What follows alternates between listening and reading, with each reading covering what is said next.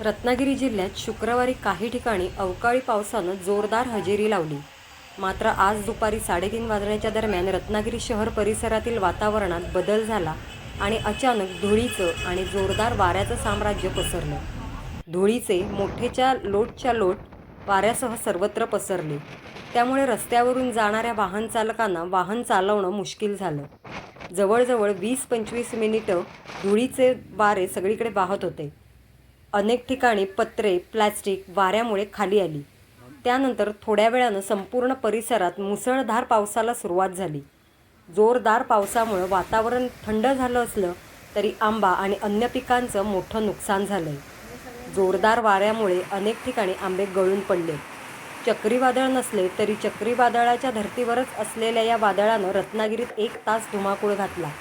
या वादळामुळे समुद्राच्या पाण्याचा रंगही बदलून गेला.